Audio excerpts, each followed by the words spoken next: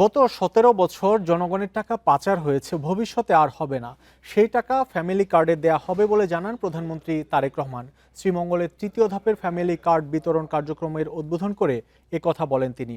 প্রধানমন্ত্রী আরও বলেন, যারা বাজেটকে গণবিরোধী বলছে তাদের বিষয়ে সতর্ক থাকতে হবে, যেন অস্থিরতা সৃষ্টি করতে না পারে।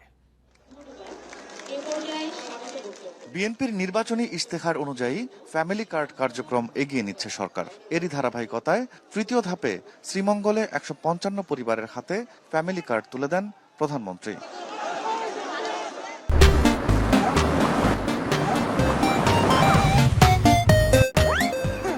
এ সময় তিনি বলেন, গত ১৭ বছর জনগণের অর্থ বিদেশে পাচার হয়েছে, ভবিষ্যতে আর হবে না।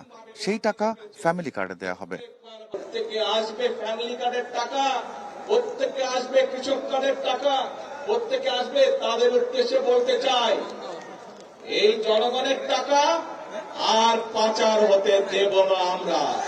জনগণের টাকা দিয়ে জনগণের জন্য কাজ করা হবে। প্রধানমন্ত্রী মন্তব্য করেন, প্রস্তাবিত বাজেটকে গণবিরোধী বলে বিভ্রান্তি ছড়াচ্ছে একটি গোষ্ঠী।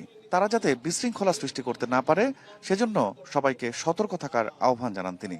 জনগণকে বিভ্রান্ত করতে চায় প্রিয় ভাই বোনেরা, সেটি সংসদের ভেতরেই হোক, সেটি সংসদের বাইরেই হোক, তাদের ব্যাপারে আপনাদেরকে সচেতন থাকতে হবে। কারণ এই সকল লোকেরা, এই সকল দলগুলো দেশে যদি অশান্তি করার সুযোগ পায়, তাহলে আমরা ফ্যামিলি কার্ড বাস্তবায়ন করতে পারবো না।